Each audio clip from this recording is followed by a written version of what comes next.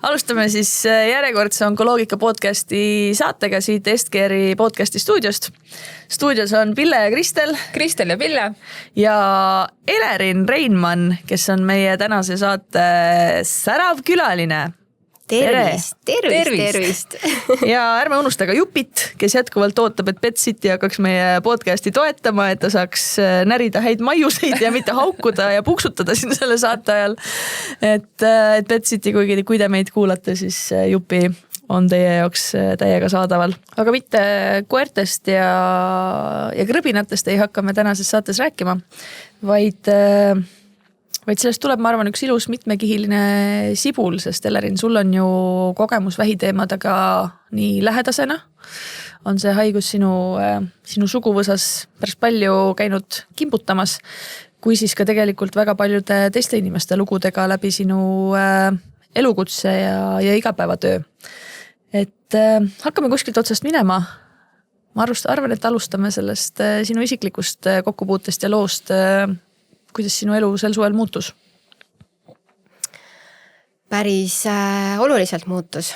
Et ma arvan, et keegi oma elus ei taha mõelda selle peale, et ühel hetkel on see päev, kus tuleb tegeleda nii iseenda sisemiste dilemmadega, aga teistpidi sa tead, et sa pead olema nagu tugev ja toetama oma ema raskel teekonnal, et olles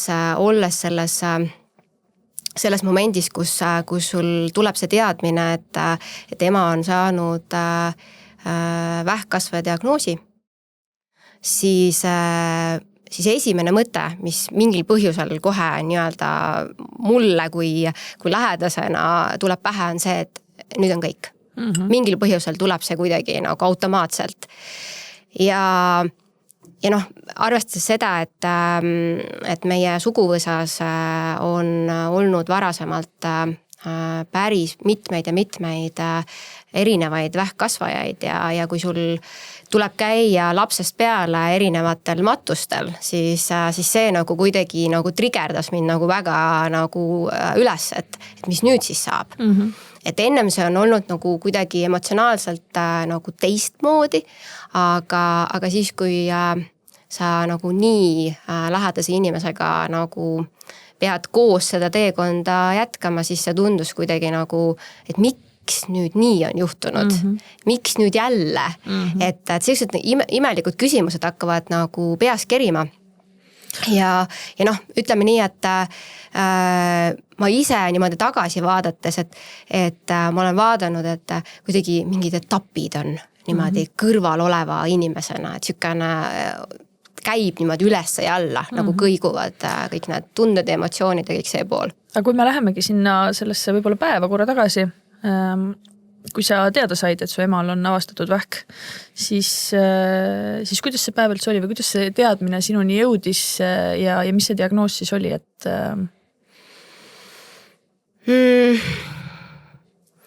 see oli sükene huvitav olukord, kus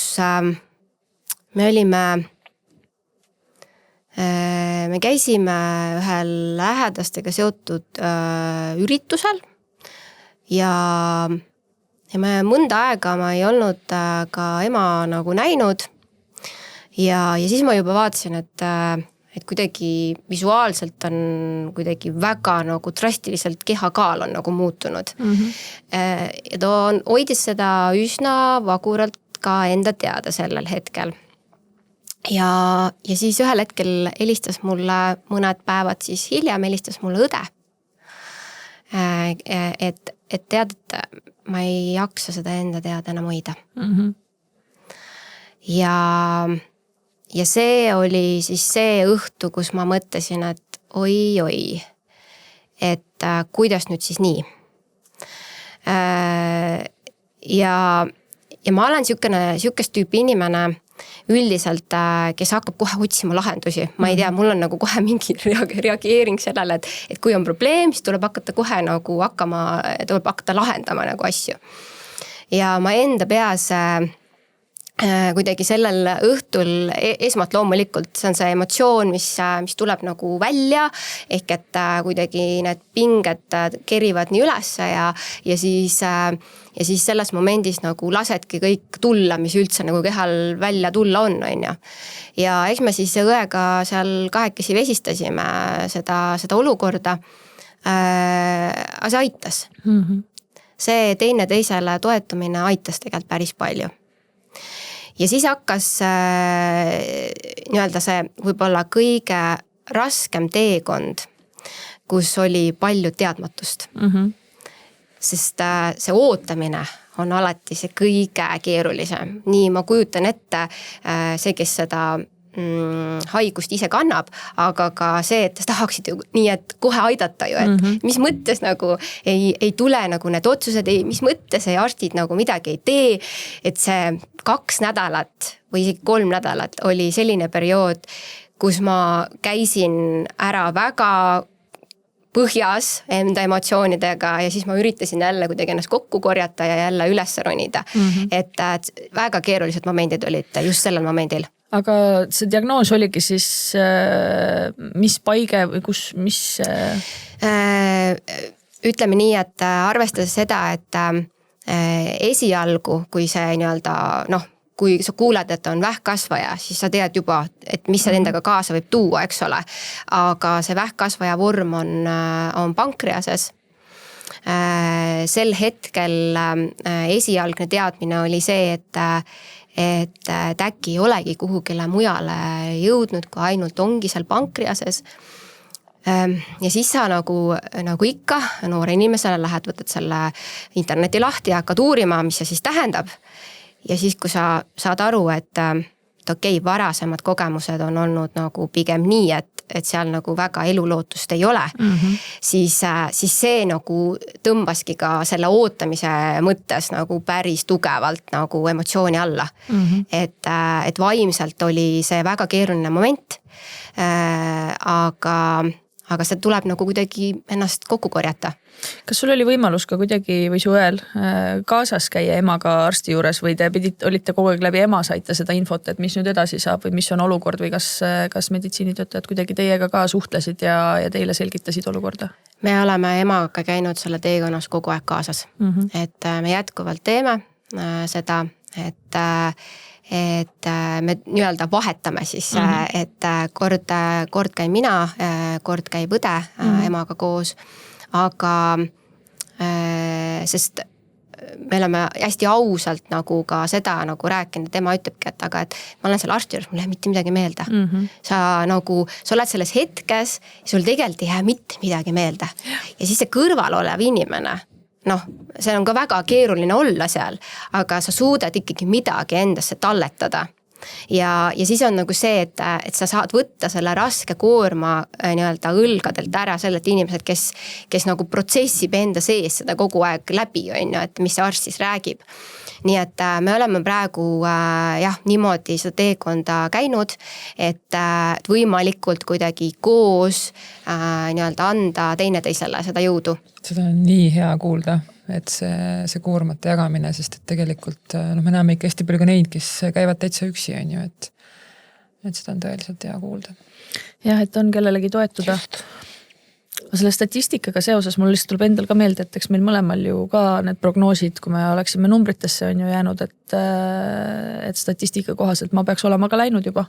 Mina ka. Et tegelikult tähes hullult vihale, kui arst ütles, et ära vaata seda statistikat on ju, aga sa ikka tahad kuidagi teada või et see on nagu mingi asi, millele kuidagi toetuda. See on hästi loomulik.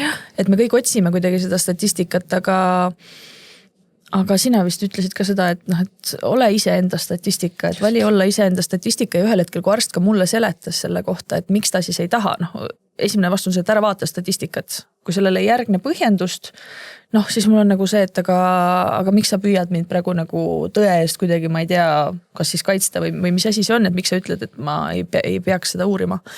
Et ega kui arst ära seletas ka selle, et need andmed, mis tihti erinevate vähitüüpidega on, et mis see eluprognoos siis on või mis saama hakkab, et see ei peegelda tegelikult lõpuks mitte midagi.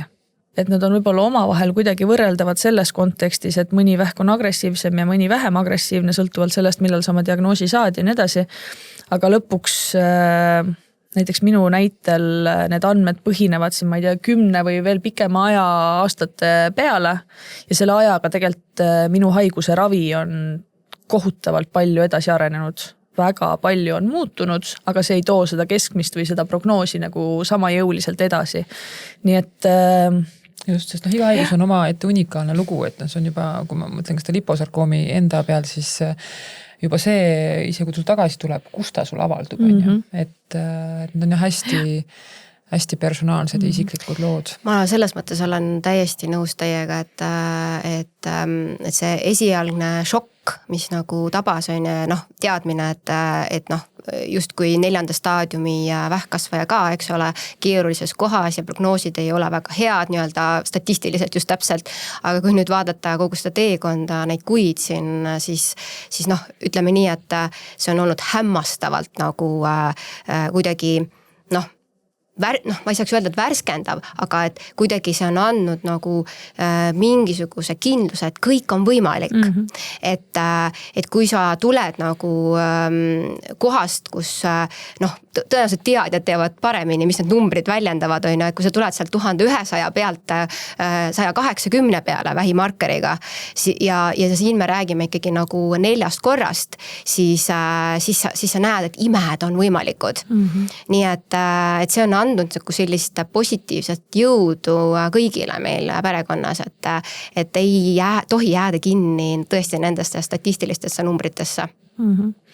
Aga eks see šokk on ikkagi alguses hästi suur ja jälle nagu sa ütlesid ka, et kui juba vähk, et siis sa juba hakkad inimesega hüvasti jätma, sest see esimene reaktsioon puhtalt jälle selle meie enda teadmise põhjal ja see info, mis ühiskonnas igapäevaselt liigub, et vähiga käib kohe kaasas justkui siis see kiire minek on ju. Et aga seal taga ikkagi on erinevad lood ja lootus alati. Aga kui sa mõtled nüüd, kaua sellest diagnoosist möödas on, see oli äkki mingi juulis või juunis või? Nüüd on need kuud on niimoodi läinud, et see võis isegi äkki juunikuu olla, jah. Et kui sa mõtled iseenda toimetulekule ka selle kõigega, et ongi šokk, siis loksuvad mingid rutiinid on ju paika, siis tekib natukene infot juurde, kuidagi kohaned selle olukorraga. Aga kuidas sa ennast lähedasena oled hoidnud selle taustal? Kas oled midagi teadlikult teinud või pigem just püüdnud nagu mõtteid mujale saada, pühendudes, ma ei tea, tööle või mingitele muudele tegemistele või mis su selline sinu enda toimetuleku mehhanismid on selle kõige juures olnud? See on nii huvitav, kui nagu mõeldes tagasi, et kambajõud on vist midagi sellist, mis meid on nagu päris tugevalt hoidnud. Et see on see ühine nagu hoiak, et nagu me õega alati teineteisega ka räägime, et ja samamoodi emaga niimoodi, et mis mõttes? Ei, see on hoopis niimoodi. Ehk et kui sa nagu, näiteks ka, et alles siin mõni aeg tagasi ja ma ütlesin, et ma ei tea, ma tunnen nagu, et seal kõhus ikkagi valutab ja siis, et ei tea, kas on äkki mingi tagasilöök on olnud ja nii ja ma ütlesin, et ei, ema, nii ei saa mõelda. Seal on hoopis nii, et ta teeb oma viimaseid siplemisi. Ehk et vaata, see on see kuidagi ühiselt nagu koos nagu positiivset asjades vaatamine, et see on täna olnud võib-olla see, kuidas see on kandnud meid. Et midagi ekstra ma nagu teinud ei ole selle jaoks, et kuidagi vaimult tugev olla. Pigem on, ma arvan, ongi see ühine jõud on siin taga. Aga jah, see algus oli keeruline. Et see tõi rivist ikka päris korralikult nagu välja ja kuidagi jumal tänatud, et sel hetkel võib-olla oli ka see puhkuse periood ja sai nagu muid tegevusi teha, et kuidagi ennast natukene jälle uuesti vormi saada. Et koos palju käimisi emaga koos, perega tervikuna, käisime sellistes kohtades, kus polnud varem ka käinud, sellised ühiseid tegevusi, rohkem naeru, seda me oleme nüüd küll kuidagi. See ongi see jälle, mida ma ise enda kogemuse pealt ka, et need raskused liidavad, kui lubada neil laste liita, on ju, et nende inimsuhetel saab ikkagi hoopis teine väärtus. Just. Et seda on tegelikult ka hästi ilus. Sest muidu on ju nii, et aeg lihtsalt lendab, on ju. Sa teed lihtsalt mingeid tegevusi, tahas või tahtmata, sa oled ise endaga, teed mingeid asju, aga sa võib-olla ei mõtesta enda läbi, et mis on need elu võib-olla põhiväärtused nii väga sel hetkel, on ju, kui sul nagu kõik on justkui nagu lill. Aga kui tulevad nagu elus mingid raskused, siis sa kuidagi hakkad neid asju enda jaoks natuke teistmoodi mõtestama. Sa enne mainisid, et teil on suguvõsas olnud varasemalt ka vähki ja sa oled pidanud käima vist juba ka lapsena matustel, kus inimesed on selle haigusega läinud, et me oleme ka arutanud siin palju seda, et tänapäevad lapsed väga palju ei saa seda matuse kogemust justkui ja üleüldse seda nagu surmatunnetust kätte, sest tihti nad jäävad matustest kõrvale või kuidagi ei näegi neid haigeid inimesi üldse, et kui nad ka suguvõsas on, et tahetakse kaitsta ja siis see elutunnetus jääb puudu, et sina oled matustel pidanud käima, kuidas sa enda pere või enda lastega selles kontekstis, kas sa oled osanud rääkida ka näiteks enda lastega sellest kõigest, mida vanaema läbi elab? Või mis teie peres toimub?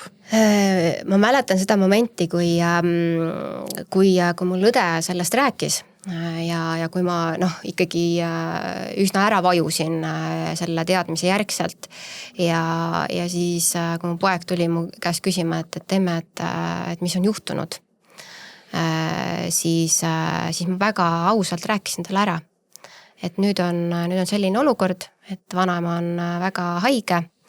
Ma olen ka rääkinud seda, et see on selline haigus ja kusjuures see on huvitav, et 12-aastane poiss, kes alles 12 on saanud, on kuskilt saanud endale teadmise, et on olemas selline haigus, mis võib ka halvimal juhul lõppeda surmaga. Ma ei tea, kus see teadmine talle jõudnud on, igal juhul ta nagu justkui oli nagu väga juba elu kogenud. Ta oli nagu väga teadlik, et ma ei pidanud isegi väga palju talle põhjendama, et mis see nüüd võib tähendada. Ja ta kuidagi ja sel hetkel ma nägin, kuidas ta võttis nagu täiskasvanu rolli, et ta tuli ja ütles, et emme, kõik saab korda. Et sükene... Me alahindame oma lapsi tegelikult väga palju, et neil on ikkagi see...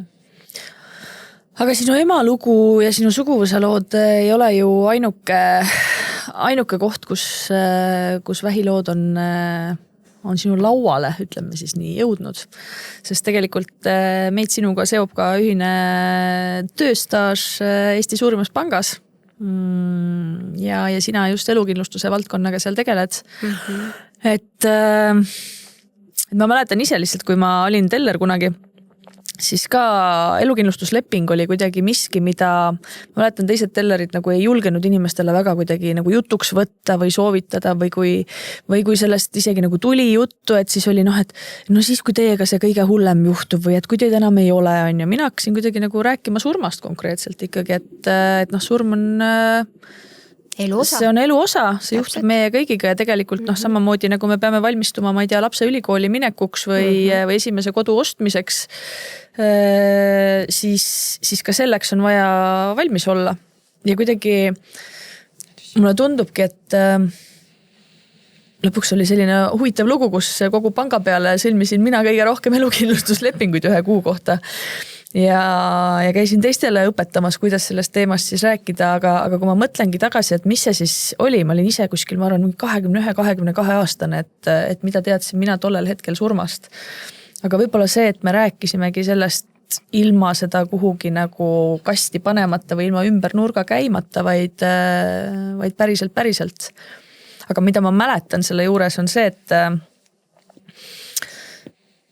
et see kõnetas eeskätt ikkagi inimesi, kellel olid lapsed, kes mõtlesid selle peale, et et neil ei jääks kohustusi.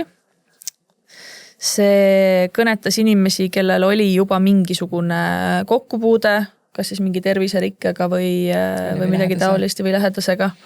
Ja siis oli hulk inimesi, kelle jaoks oli, et oi, bože moi, ära nüüd kutsu surma välja, ära kutsu kurja välja, mina sellest ei räägi, kui ma teen elukindlustuse, siis kindlasti juhtubki minuga midagi, et seda ebausku ikkagi oli üllatavalt palju inimeste hulgas ka. Aga kuna mina ei tegelenud nende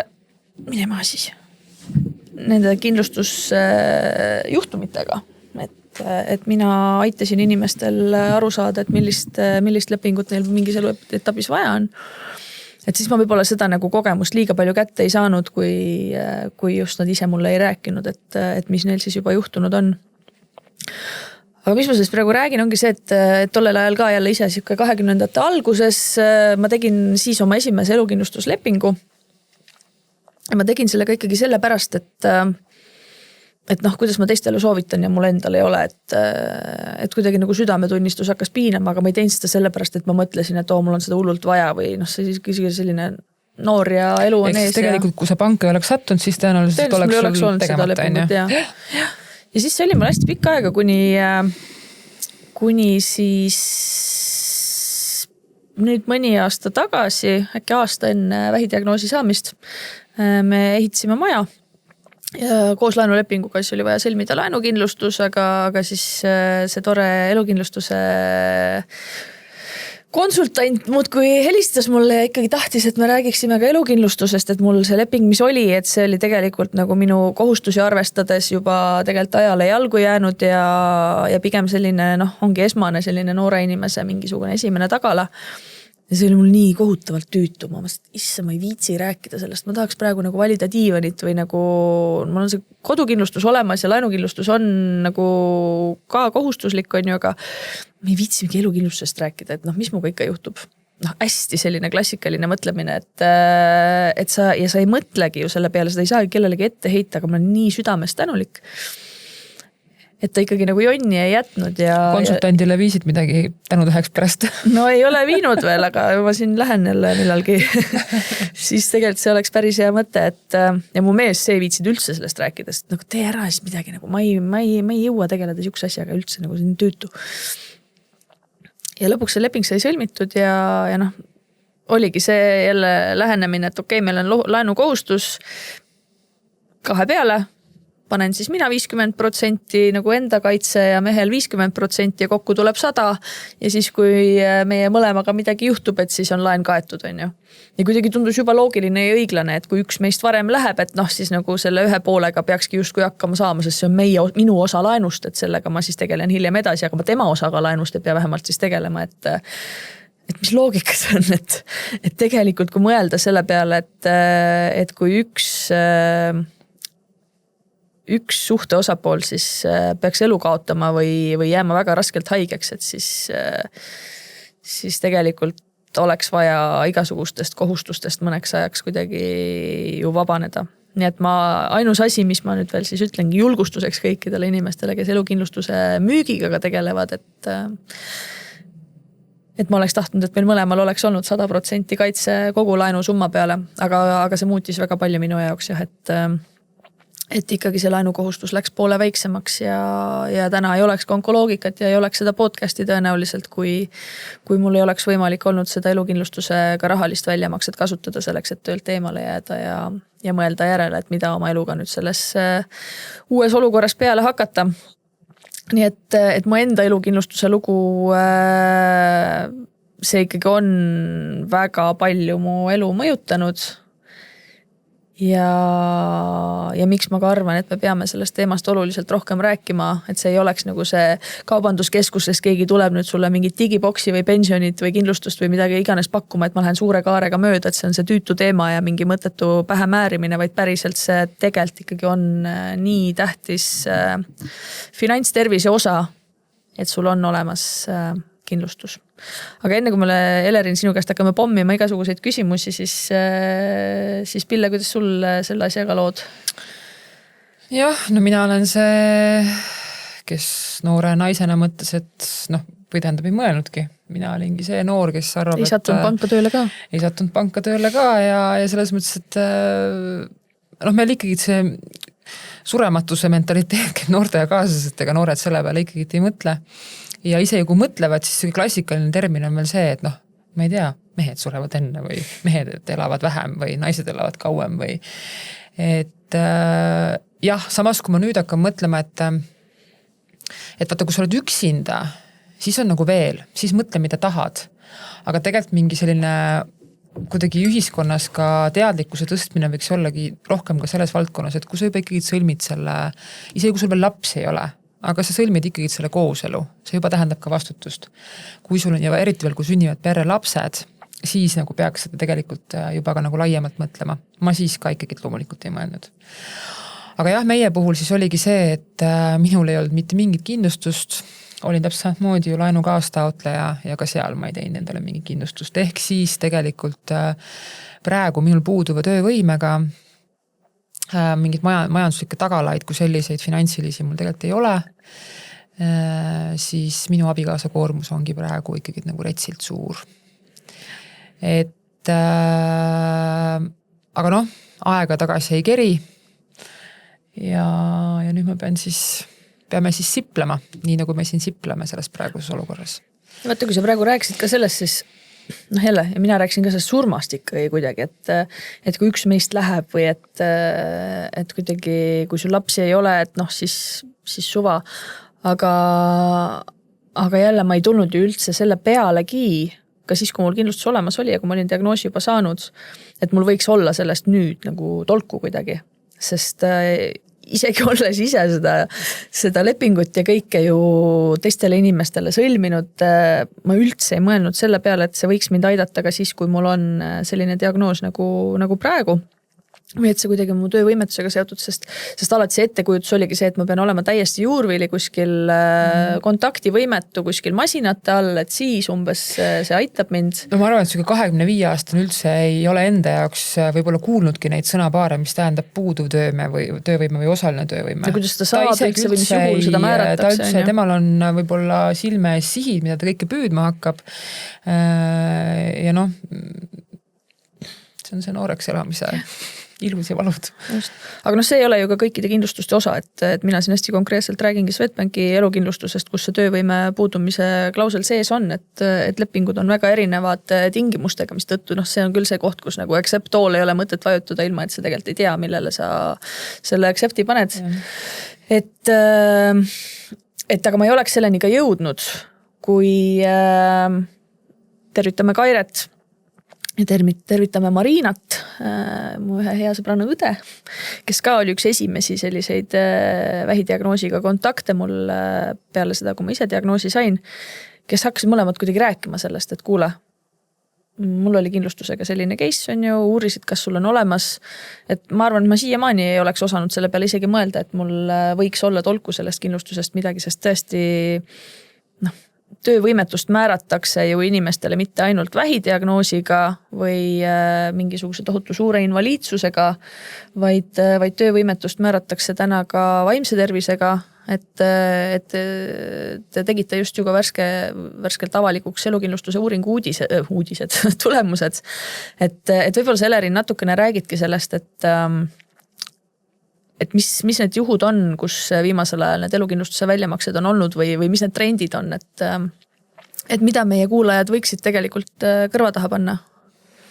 Ma kuulasin teid huviga kohe nüüd siin tükk aega, et ennem kui ma kohe vastan su küsimusele, siis ma olen vaadanud seda, 10 aastast teekonda, kui ma olen selle valdkonnaga tegelenud, et meil on olukord palju paremaks läinud, aga me ei ole kindlasti veel selles momendis, kus me tahaksime olla. Ehk et inimesed nagu tõesti kaalutleksid läbi kõik need enda tervise ja eluga seotud erinevad aspektid. See on seesama see töövõime hindamine, töövõime kaotus, kõik need asjad, eks ju, need terminoloogiad. Aga kui rääkida nagu statistikast, siis see nüüd puhtalt baseerub Eesti Töötukassa andmetel, et kui vaadata nüüd neid puuduva töövõime otsuseid, siis minu üllatusega ka ligi pooled otsustest on seotud vaimse tervise probleemidega. Ehk et võivad ollagi sellist raske, kui see depressiooni, ehk et inimene ei saagi tõesti pikka aega ei saa tööd teha ja seetõttu tulebki tööturult eemale jääda, eks ole. ja edasi tulevadki erinevad muud nii-öelda haigusklassid ja noh, teisel kohal ongi vähkkasvajad. Ehk et kui inimene tõesti nii nagu sinu näitel, eks ju, ei saa enam tööd teha, ja kui Töötukassa on sellise otsuse teinud, siis on Eestis selline kindlustus, mis aitab seda osa kompenseerida. Ja noh, kuna elukindlustuse põhimõte ongi sissetuleku kaotuse kompenseerimine, see ongi selline üldine põhimõte, on ta siis läbi surma või on ta läbi sellise pikaajalise töövõimetuse, siis see ideoloogia kui selline tegelikult siin taga nagu nii ongi. Aga kas, ikka sa mõtled, et okei, haigused ja kõik asjad tulevadki kõrgemas vanuses, et kes see keskmine elukindlustuslepingu sõlmija siis täna on, et ilmselt ongi mingi pereinimene kuskil keskeas, kellel juba natukene kuskilt annab tunda, et on mul õigus? Ja me mõni aeg tagasi isegi vaatasime, kes meil endal portfellis on keskmine elukindlustuse klient, siis on meesterahvas seal vanuses 34. Mehed. Meesterahvad, jah, täpselt. Ja minu üllatusena ongi, ma olen mõelnud, et huvitav, et mul tundub, et võib-olla isegi kohati on need naised, need, kes nagu räägivad meestele, et kuulge, et tee ära. Sellepärast, et sinu sissetuleku kaotuse nii-öelda mõju pere-eelarvena on üsna suur. Et meie keskmine klient on tõesti meesterahvas ja me räägime ikkagi, minu hinnangul ikkagi noorest inimesest, aga tõenäoliselt tal on mingi finantskohustus ja võib-olla ka peres kasvamas lapsed.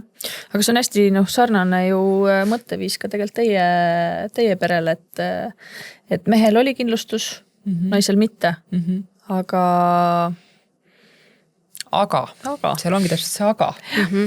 Kuigi ma olen näinud ka neid situatsioone, kus nõustamise käigus on naine hoopis see, et mis jura sa siin tegema hakkad, et pigem olnud hoopis see, et meesterahvas on olnud isegi valmis nagu oma pere nagu ikkagi kaitsma ja nii-öelda tagama seda nii-öelda turvatunnet, aga naisterahvas on pigem olnud see, et ei lõpeta ära, et paneme selle raha kuhugi mujale. Nii et eks seal on nagu erinevaid nagu näiteid, et kuidas see pere dünaamika on. Ja mul ikka tulebki sageli just see, et kui enda seda sükest nii-öelda tolle hetke elukogenematust hakata vaatama, siis ongi, et autosid me asju kõiki kindlustame, teeme kõik, ühesõnaga me kindlustame oma materiaalset vara, aga iseenda elu me ei kindlusta, et see kuidagi ei ole, me ikkagi ei suuda mõelda nii laialt, et meil on ka kodus ka igasugust õnnetusjuhtumite asjad, et kui tulevad mingid, ma ei tea, tulekahjud, meil oli siin 5-6 aastat tagasi oli hästi räige torm, mis räsis meie kodu päris korralikult, nii tore, kindlustus kattis, aga vaat selle elu asja peale me ikkagi ei taha niimoodi mõelda. See on jah huvitav, et ma olen kuulnud ju, kliendid räägivad igasuguseid asju, et miks see ei ole üldse tähtis ja oluline, et ka sellist repliiki kuuleb, et peale mind tulgu või veeuputus ja kõik siuksed asjad on ju, et minu jaoks see baseerub ikkagi nagu sellele, et kas me tahame võtta oma elu eest vastutust. Tegelikult see baseerub nagu väga palju ka sellele, et kõik see, mis mu ümber on, mis on minuga seotud, aga ka see mõju, mida ma annan ise endast väljapoole. Et see on kõik nagu pigem sellel loogikal baseerub. Ja kui mõne suhtuminega on see, et nagu peale mind vaadaku ise, kus hakkama saavad, see pole enam minu probleem, et aga siis täpselt selle olukorra teadvustamine, et aga sa ise selles olukorras, kus sa ei saa enam ise tööl käia või enda kulusid tervise tõttu katta. Ja see ongi see, et inimesed tituleerivad täpselt see, et lõpp ja siis on nagu, aga meil võib ükskõik, sul tekib võib-olla, mis iganes, liikumispuue, mida iganes, eks ju. Ja su elukvaliteet läheb nii, et sa hakkad kellegist sõltuma, ehk siis sa ei saa enam ise oma toimetulekut sellisel vääral juhtida. Et sinna me ei taha. Jah, neid näited on küll, mida ma oma töös näen, et üks pool on ja kõige suurem pool ongi see haiguste pool, et nii vähkkasvajaid kui ka südame-veresoonkonna haiguseid, kus tõesti siis pikaajaline töövõimetus, määratus või muud erinevad haigusjuhud, aga loomulikult ka õnnetused on need, mis võivad juhtuda, et ma tean, et inimesed pigem kuidagi hästi naturaalselt nagu hindavad seda, öelda, et noh, õnnetused ongi need, mis alati kipuvad juhtuma. Kindlasti see kordade arv on suurem, aga noh, samas jällegi osakaalu mõttes vaadates siis haiguste osakaal on ka pikaajalise töövõimetuse puhul nagu ikkagi noh, räägime üle 90%, et see on ikkagi väga suur kaal. Aga kui me nüüd oleme Pillega hetkel, sina veel ei tea, mis su sellest väiksest muumukasest sai, mida kiiritati, aga et kui me oleme remissioonis, on ju, parasjagu teadaolevalt vähki enam ei ole, selle haiguse puhul muidugi kunagi ei tea, kas ta tuleb või ei tule või millal ta tuleb, et kas siis meie jaoks on nüüd see rong läinud, et me saaksime mingisuguse uue elukindlustuse endale sõlmida, sest noh, kui see ka ei ole vähiga seotud, siis õnnetusi võib meiega ju ikka juhtuda või mingeid muid terviserikkeid ja asju, et kas see, kui sa juba kord oled sellise diagnoosi saanud, kas sa siis oled nagu täiesti elukindlustus turult väljas või on meiega veel midagi peale hakata? Ma kõigepealt ütleksin võib-olla seda, et jah, elukindlustus on ennetav, ehk et ma võib-olla tooksin paralleeli sellega, et praegu on just see gripihooaeg on siin kohe tulemas ja siis mis me teeme endale gripivaktsiini ennetamaks nagu seda haiguse nii-öelda saamist või kulgu nii-öelda edasi on ju, et noh, elukindlustuse metoodika põhimõtteliselt on seesama, et see on nagu vaktsiin on ju. Aga kui see nii-öelda on juba aset leidnud, siis kindlasti, mis on elukindlustuse puhul oluline teada, et me ootame siis tervise stabiliseerumist ja ka seda, et see inimene oleks siis mõnda aega terve.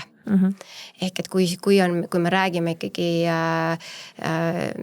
noh, praegu on ütleme inimene, kes on ravil antud situatsioonis, eks ju, et siis ei ole, siis me ei räägi siin üldse kindlustuslepingu sõlmimisest, aga ütleme, et selline keskeltläbi 3-5 aastat on möödas, kõik on korras, mingisuguseid, noh, ma ei tea, metastaase, mitte midagi ei ole olnud, kõik on nagu stabiilne, et siis tasub see elukindlustuse avaldus ära teha ja siis juba hästi personaalselt hinnatakse. Et ma ei saa öelda nüüd seda kuldvõtmekest, eks ju siin. Ta on ikka lugu case by case. Täpselt, sest see on, iga lugu on oma nii-öelda näoline, et noh, isegi ei ole võimalik nagu elukindlustuse kontekstis panna, ma ei tea, naabrinaisega või sõbraga või sõbrannaga kõrvuti, et näed, et tema sai, aga mina ei saanud. Ehk et seal vaadatakse nagu hästi indiviidi põhiselt, et lisaks sellele võib olla veel mingi muu kaasu või kõik muud asjad, mis hakkavad seal mängima. Nii et see dilemma või ütleme see nii-öelda ampluaa võib olla palju nagu laiem kui ainult see üks nii-öelda konkreetne siis haigusjuht. Et igal juhul selline võib-olla keskeltläbi 3-5 aastat, kui on olla terve, et siis võib avalduse teele panna ja siis juba vaadatakse üle. Mõtlen just seda, et kas mingid sellised variante ei ole, et ma saan selle kindlustuse ikkagi nagu endale uuesti teha, lihtsalt, et ta ei laiene sellest samast vähidiagnoosist tekkinud mingisugustele ootamatustele, aga kui ongi tõesti, ma satun õnnetusse või ma ei tea, midagi muud juhtub, et mul siis selleks puhuks see kindlustus oleks olemas, et ma vähiga olen küll nagu välistuses, sest et see võib tulla tagasi, aga elukindlustuse leping on kogu riskikindlustus, mis tähendabki seda, et me võtame nii-öelda, me vaatamegi noh, ehk et kõik sisaldab nii haiguseid kui ka õnnetusi, me ei välista sealt mitte ühtegi haigust. See ongi see kogu see ideoloogia asjal, et kui noh, me räägime ainult õnnetustest, siis on täiesti eraldi alternatiivkindlustusliik, on õnnetusjuhtumi kindlustus, kus ei kontrollita mingit tervist, et see on puhtalt nagu õnnetusjuhtumi nii-öelda vaade. Ehk siis kuna lihtsalt peale seda, kui me siin hiljuti ka neid tulemusi koos teiega siin käisime tutvustamas, siis küsimusi lihtsalt meie kogukonnast tuligi selle kohta ka, et noh, et mul enam pole ju midagi teha, et tegelikult nagu teist liiki kindlustusi, mis võib-olla tavainimese jaoks kõik on just kui elukindlustus, aga võib-olla finantsmaailmas nad on kõik täiesti mingid omaette elukad, et tasub ikkagi uurida, et võib-olla mingisugust kaitset ikkagi leidub, mis on parem kui ju mitte midagi, sest noh, mõnedel inimestel on see ju lahendatud sellega, et neil on korralik, ma ei tea, investeerimisportfell või säästud lihtsalt mingi paari aasta ulatuses, et nad saavad oma sissetuleku kaetud. Et ka nii võib ju seda olukorda lahendada. Aga kellel tõesti mingit puhvrit ei ole, et siis on mõistlik ikkagi, ma arvan, otsida seda endale sobivat lahendust, on ju. Aga kuidas selle, ma mõtlen just noored inimesed, kui palju, mulle tundub üldse, et see kuidagi praegu peale tulev põlvkond, need, kes on täna siin 20-ndates ja võib-olla sealt ka edasi, on nii palju kuidagi targemad kõikides valdkondades, kui meie nagu omal ajal olime selles vanuses, et kas see trend on ka kuidagi hakanud ülespoole minema, et ka nooremad inimesed juba taipavad teha endale varakult elukindlustust, et see, ma ei tea, kindlustussumma vist ju siis on palju soodsam, on ju, kui sa noorelt sõlmid ja nii edasi või pigem noortega on ikkagi praegu see, et see puutumatuse tunne ja teemad on teised ja selleni ei jõua.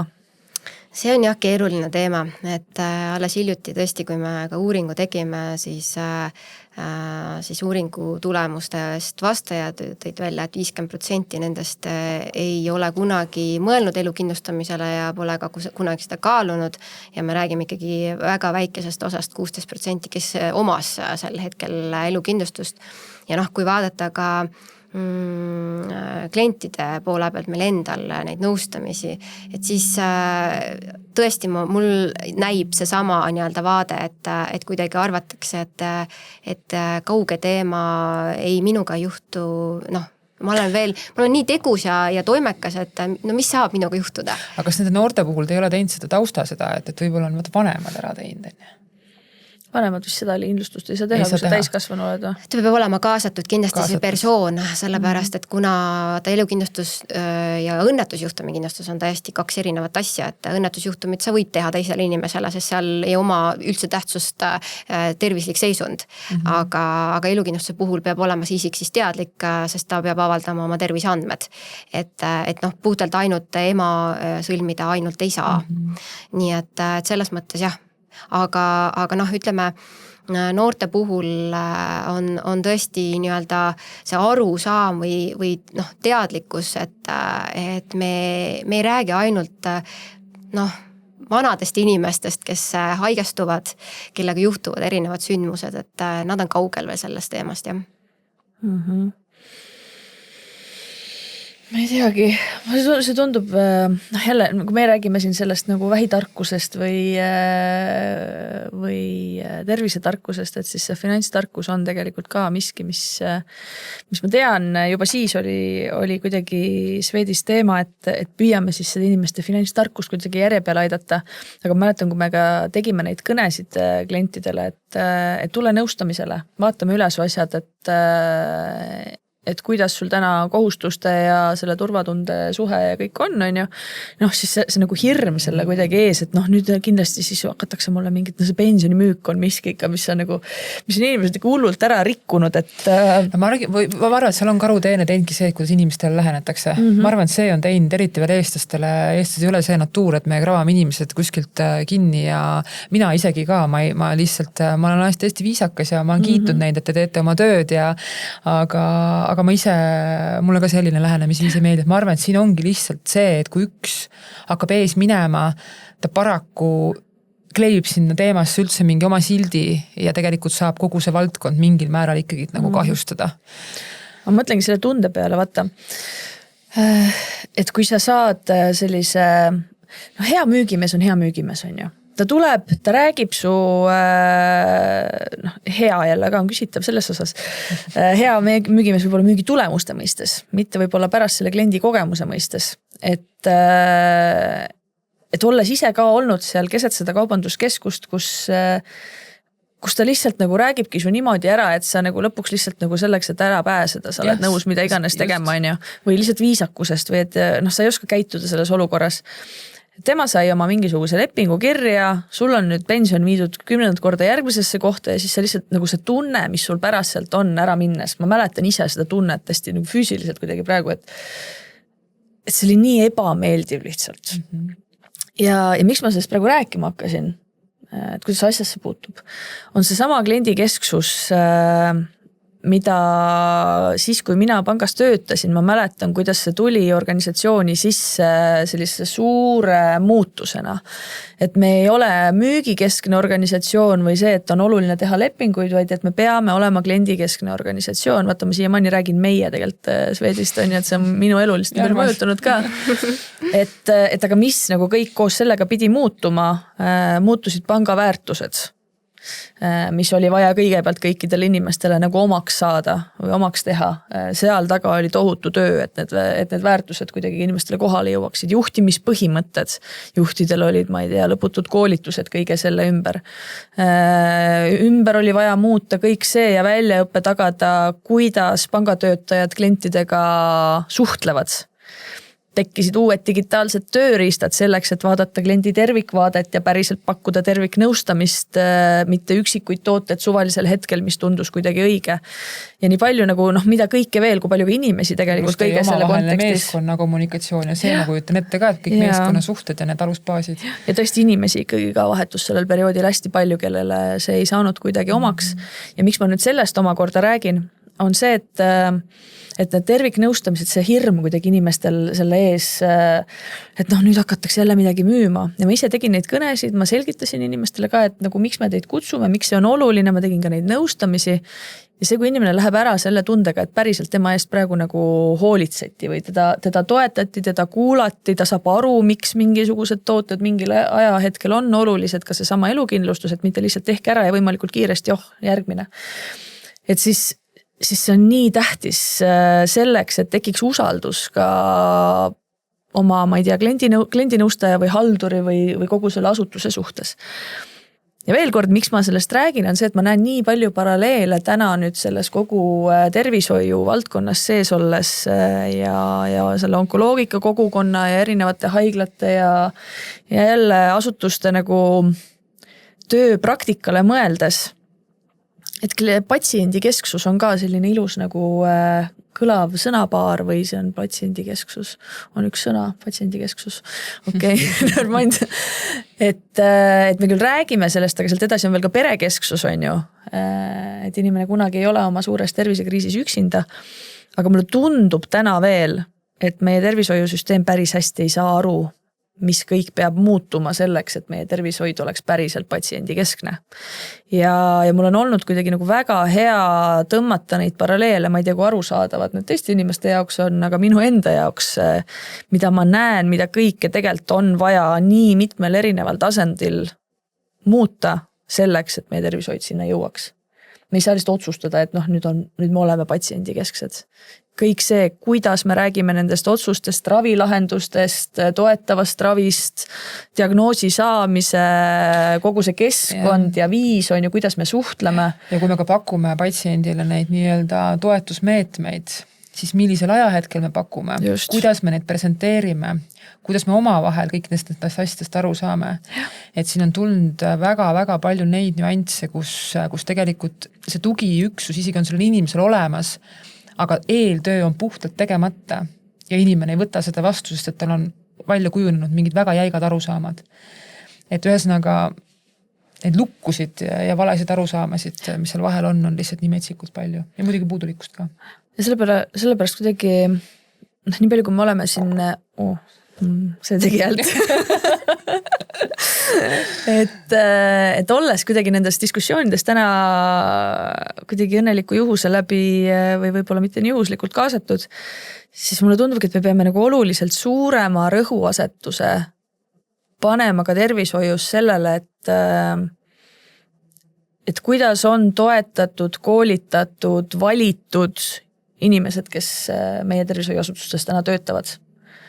Ma saan aru, et on ju tegelikult ka meditsiinitöötajate põud jälle ja arstid lähevad välismaale ja raha ei ole ja kõik muud teemad, aga seda enam tegelikult tuleks ju panustada sellesse väga-väga teadlikult, et need inimesed, kes meil täna töötavad patsientidega, et nende vaimne tervis oleks hoitud, et nad oleksid koolitatud, et nende, ma ei tea, kõik võimalikud tööriistad, lahendused selleks, et nad saaksid päriselt patsiendikeskset kogemust pakkuda, et see ei ole arsti vastutus, see tegelikult on selle organisatsiooni vastutus, kes peab looma sellise keskkonna enda haiglas või tervishoiuasutuses, olgu selleks siis perearstikeskus või suur haigla, et mida siis mingisugust nagu moraali lugeda, aga lihtsalt see on mingi tähelepanek, et ma ei tea, kui hästi me oleme täna seda teadvustanud ja kui valmis me selleks oleme.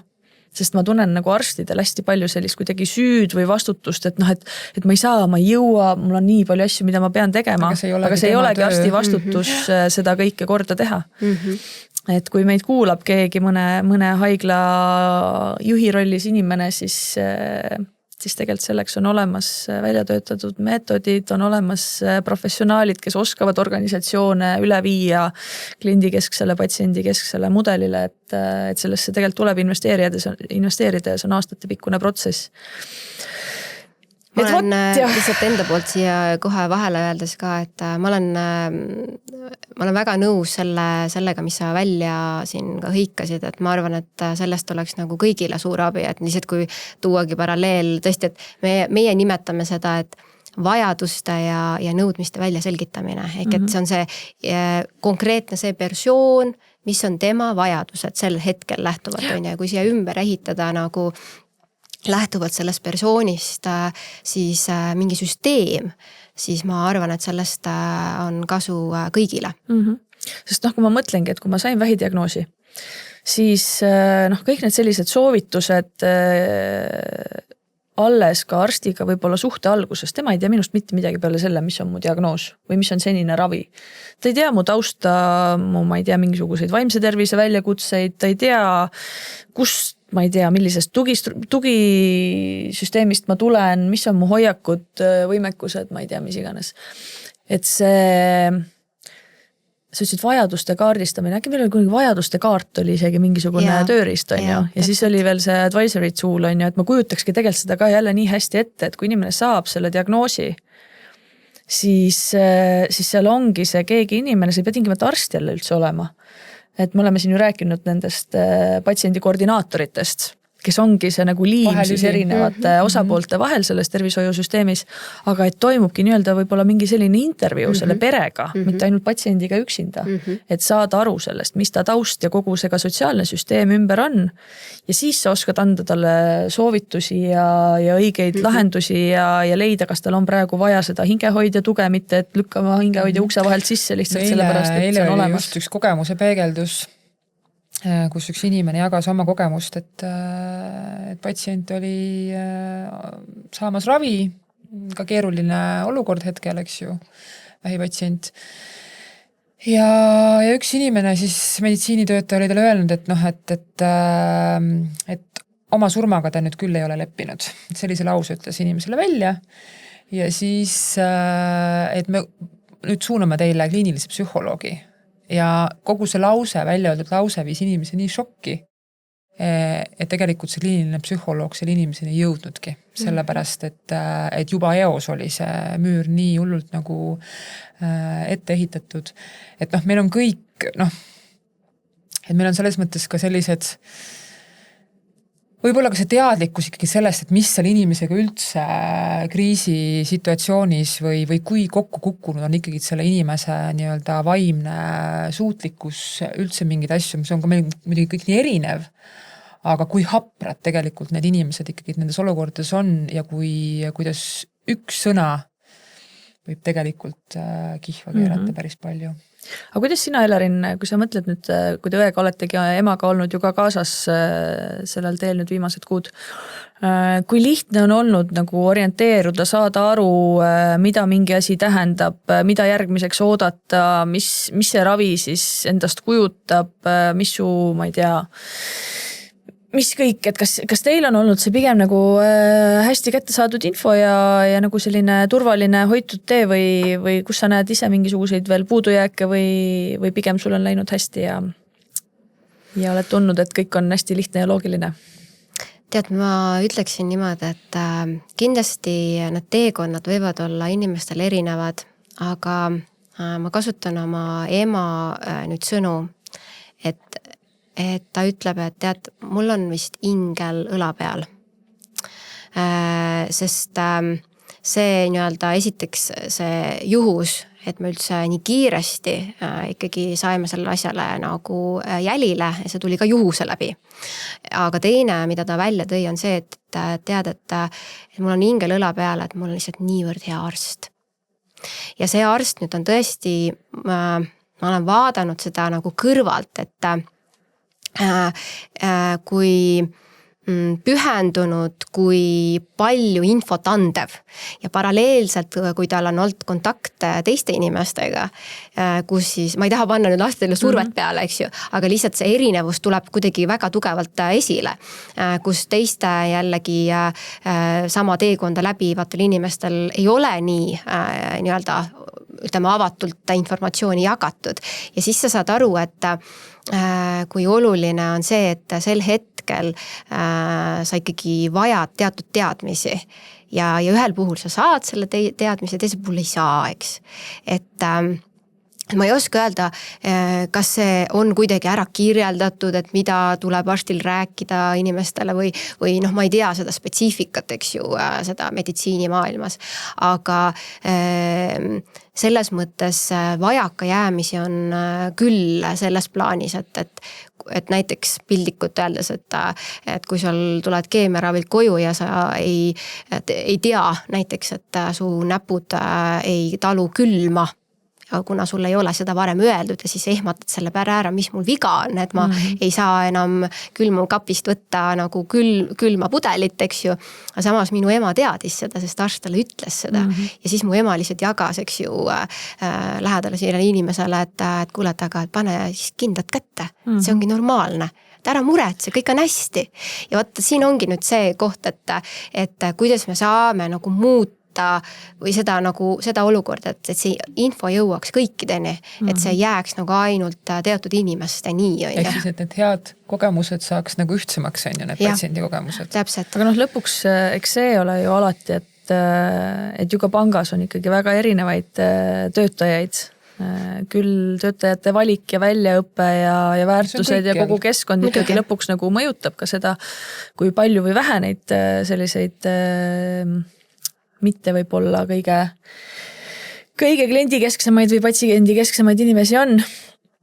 Aga on tõesti ju väga palju väga häid arste, kes poevad nahast välja selleks, et kogu info oleks olemas. Aga just jälle mul on nagu see tunne ka natukene, et alati ei pea olema arst see, kes suudab anda kõik info ja nagu, kes see just rääkis, keegi arst, et alati igale patsiendile eelneb keegi patsient.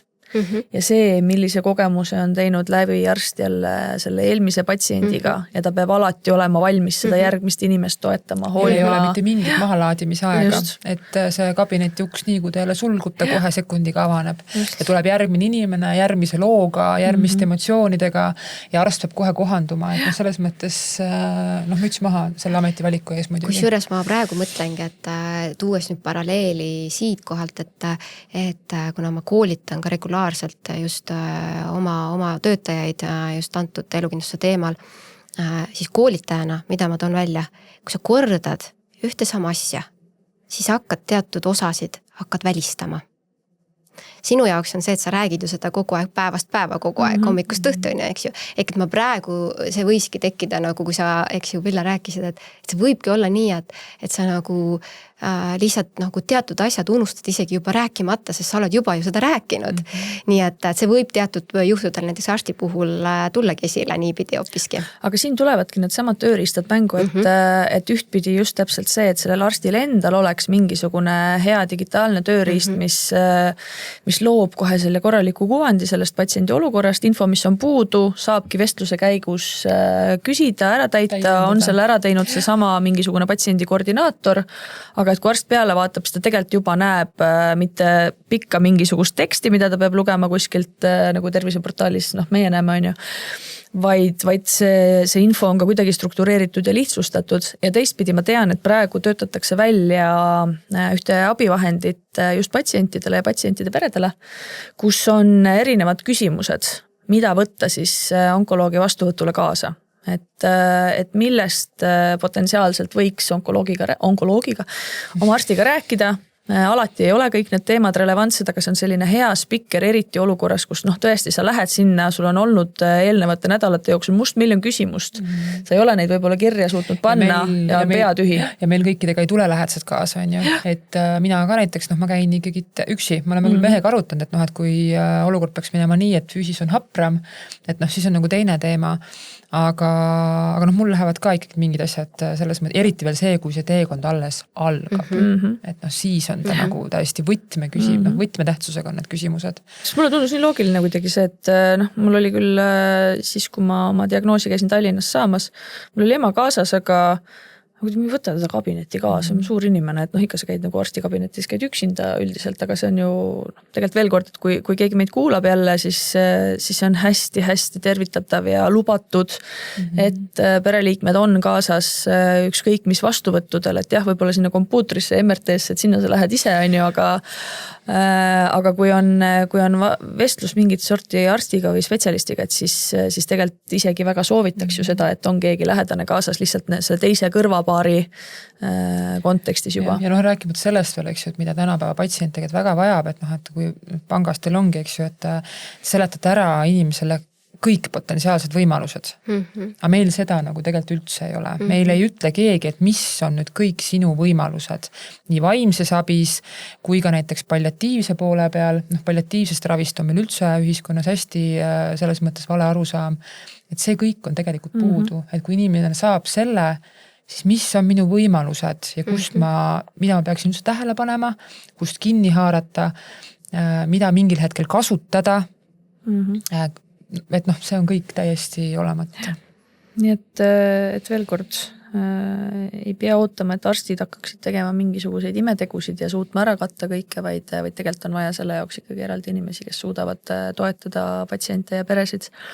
Nii et niimoodi me jõudsimegi praegu elukindlustuse juurest patsiendikesksuse aruteludesse hoopis, aga ma tõesti siiralt usun, et tegelikult sektorite üleselt selle kogemuse kuidagi ülekandmine, et tegelikult ju minu meelest, ma ei tea, kas Swed on ka osalenud, aga oli ju ka see koolijuhtide programm, kus koolide juhid käisid erinevates sellistes väga silmapaistvates ettevõtetes töövarjuks ja käisid kogemusi saamas, et viia seda just juhtimiskultuuri ja kõike seda ka koolidesse, kus võib-olla sellist nagu koolitusi ja nagu nii tugevat sellist seljatagust ei ole sellisel kujul, nagu näiteks Swedis on ju.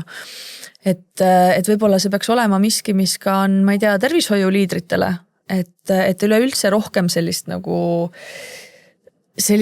kogemuste vahetamist mingite programmide kontekstis, et ma arvan, see tooks päris palju värskust, mitte ainult tervishoidu, vaid ka teistesse valdkondadesse. Aga kui me tuleme tagasi selle kogu sinu igapäevatöö ja tegemiste juurde, siis mis on võib-olla lõpetuseks sellised olulisemad teemad, mida sa tahaksid, et kindlasti inimesed teaksid elukindlustuse kohta või üleüldse finantstervise suunal praegu, et mis su sellised võib-olla lõpusoovitused või mõtted oleksid siia? Võib-olla kõige olulisem on see, et kui sul nüüd ei ole veel seda rasket diagnoosi, eks ju, et siis minu soovitus on see, et päriselt võtta nagu see aeg ja rääkida oma kodus kellegiga läbi, kui sa ei ole kellegiga nii-öelda, et su perering on võib-olla väiksem ja sa nii-öelda oled vaid iseendaga, et siis võtta siis iseendaga see aeg. Ja päriselt nii-öelda siis kuidagi jõuda selleni, et mis on minu plaanid selleks situatsiooniks, eks ju, et kõigepealt nagu hinnata seda olukorda ja siis nii-öelda vaadates erinevaid võimalusi tõesti, et elukindlustus on üks variant. Ma korra hüppan siia lihtsalt sellega sisse, et kui me enne rääkisime sellest, et arsti vastuvõtul on väga okei on minna perega, et kas saaks ka täna inimene olla ise kuidagi proaktiivne selles osas, et helistadagi, ma ei tea, panka või kirjutada ja küsida võimalust tulla mingisugusele nõustamisele näiteks koos oma elukaaslasega, et vaadatagi üle, et mis see olukord siis on, kas, ma ei tea, mingid kindlustuskatted ja teemad on piisavad, võib-olla on võimalik ka mingisuguseid finantskohustusi kuidagi hoopis nagu mõistlikumaks saada, sest lisaks sellele, et me praegu räägime küll elukindlustusest, aga ka diagnoosiga inimestel või muudes eluraskustes inimestel tihti tekivad ka finantsraskused seetõttu, et ei saa enam sama palka teenida. Mu mälestus lihtsalt on nendest nõustamistest see, et tihti saigi kuidagi inimesed ka üleüldises sellises finantsolukorras paremasse kohta, mitte ainult, et teeme sulle elukindlustuse või mingisuguse kodukindlustuse või ma ei tea, toome su pensioni sellesse panka, vaid tegelikult ka see, nagu minu kogemus oli, et pank on see koht, kus sa tegelikult saad ka selle finantstervise auditi justkui ja soovitused, kuidas siis paremini hakkama saada. Jaa, see jätkuvalt on Kristel nii, et see ei olnud ainult siis, kui sina olid. Ma läksin ära, sellega läks kõik vetsa nagu nii. See on jätkuvalt nii, et sest selles mõttes me ju kanname väga suurt ühiskondlikku rolli ja suure ettevõttena, ehk et sest ootus või eesmärk ongi ju see, et me oleksime kõik nii finantstervise mõttes nagu terved, eks? Ja see ampluaa seal ümber ongi hästi lai. Ja tõesti ma julgustan pöörduma oma kodupanga poole ja rääkima läbi need teemad, et tõesti, et mitte nagu jäädes kinni nagu ainult ühte konkreetsesse nagu tootesse või valdkonda, aga pigem nagu vaadata tervikuna ja tõesti pigem võtta siis juba elukaaslane või abikaasa ka veel kampa ja käia see teekond koos läbi. Et täpselt see sama näide, et kas see 50 ja 50 on adekvaatne, eks ju, ütleme elukindlustuse kontekstis või et mis see siis ikkagi tähendab, et mõista natukene neid tagamaid rohkem, sest lõppude lõpuks on ju see, et me ise oleme need, kes ju ühel või teisel kombel on siis hiljem kannatajad. Et võtame ise enda jaoks selle aja, et me saaksime aru, et mis see mulle tähendab. Mida see tähendab mulle kui perekonnana, tervikuna ja käia need teemad läbi. Sest tõesti finantsteemades sul on see võimalus olemas. Rahulikult sa ei pea teadma ju mitte midagi. Selle jaoks ju need nõustamised ongi, et sa saad kõik oma justkui kõige rumalamad küsimused ära küsida ja see ongi see aeg selle jaoks. Et seal ei ole seda, et sa pead nüüd tormama ja kuidagi ise kõike teadma, sest mulle tundub ka, et me vahel kardame lihtsalt mingid teemasid tõstatada või nendesse üldse süvenema hakata, sest see kõik on nii võõras ja keeruline ja tüütu ja igav. Ja mõtetult vastik ja kõik nagu aga nii palju olulisemaid. Haridusasutustest ka rääkimas sellest koolides? Jaa, me oleme selles mõttes tagasi kooli programmis kenasti ka organisatsiooniga sees, et ütleme, täna noorte huvi on muidugi selgelt rohkem säästmise ja investeeringute suunaline, see on väga populaarne noorte seas, aga kindlasti me proovime seda kindlustuse maailma ka rohkem noortele avada. Aga väga hea, et seegi on, kui ma ise olin noor, siis ei olnud sedagi, eks ju, ja eks ta meil ikkagi perekonneti ju tuleb, on ju, et mis finantsilised nii-öelda hoiakud. Aga eks me oleme ka ise nagu oma lastele teatud määral õpetajad, on ju, et mida me edasi anname oma lastele nii-öelda pärandina teadmiste mõttes, et ei ole nagu uus nähe, et kui noor tahab endale oma autot saada, et mis liikluskindlustus, mingi kindlustus tuleb ka sinna veel sõlmida või. Ehk et sellised nagu elulised näited on, et noored täna on ikkagi teemast võib-olla finantstervise mõttes nagu kaugel veel, aga eks me niimoodi püüame neid kaasa aidata ja kõige selle teadlikkuse kasvatamisele. No investeerimine on kuidagi nagu seksikas teema nüüd juba on ju ja see, et see on kõigile nii kättesaadav ka, et see võib olla ka jälle 1-5 mikroinvesteerimine, mis ka jälle kuidagi tööturult eemale jäänud inimesi võib ühel hetkel aidata on ju. Et aga ma tahtsin korra veel vaadata tagasi suvesse selles osas, et meil ju ka Swedbank oli üks meie toetajatest Onkofestil, kes aitasid seda sündmust ellu kutsuda ja mitte lihtsalt toetajana, vaid ka väga sisuliselt, et meil olid erinevad pangainimesed koha peal, kellega oli võimalik üks-ühele nõustamisi teha, et oma finantsasju läbi arutada ja võib-olla sellised esmased suunad kätte saada ja see oli ka väga-väga populaarne. Et kõik ajad läksid täis ja seda võimalust tegelikult kasutati, kui see niimoodi peopesal kohale tuua. et ma loodan, et see julgus oma väljakutseid arutama tulla teie juurde järjest kasvab. Ja ma arvan, et ma ei valeta siin praegu või anna mingisuguseid katteta lubadusi, kui tõesti teha see üleskutse, et kui sa satud ka raskustesse oma laenude, oma muude kohustustega, isegi kui need on sinu kodupanga välised mingid teemad, et tegelikult ikkagi tasub abi küsida, sest ma olen ise ju oma pangatöös ka näinud neid olukordi, kus tegelikult on lahendused olemas ikkagi sellises olukorras, kus inimesele tundub täiesti välja pääsmatu juba olukord. Ei maksa oodata nagu seda viimast hetke, et seetõttu ongi tark tulla kohe. Just. Mina arvan sama. Kuulge, aga tegelikult meil on Eleriniga siin üks salasepitsus ka olnud.